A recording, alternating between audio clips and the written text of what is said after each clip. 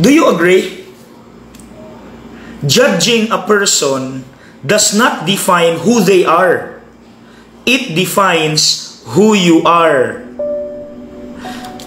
Mga igsuon, mao di ay nga miingon siya diri sa ebanghelyo karong adlaw, akong basahon ha. Kamo naghukom sa tawhanong paagi, apan ako wala maghukom kang bisan kinsa.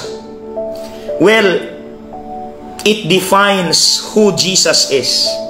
Dili siya muhukom ug pataka pariha sa atong style sa paghukom.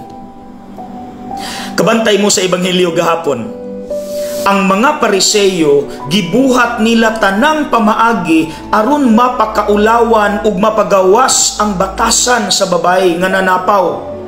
Pero ang ending, kinsang sala ang nailhan hinuon sa mga tao. Ang ilahang sala, mautong mihinay-hinay silag pauli haskang ulawa.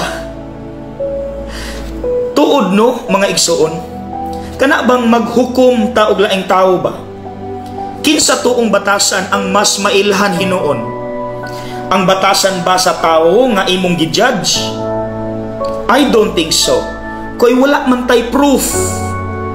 Or basin ang imuha hinuong batasan maoy ilang mailhan kay sa imong pagpanabi, sa imong judgment aning tawhana, daghan ang nakadungog, ang naa hinuon sa ilang hunahuna, ang imong batasan ingon ana day na siya.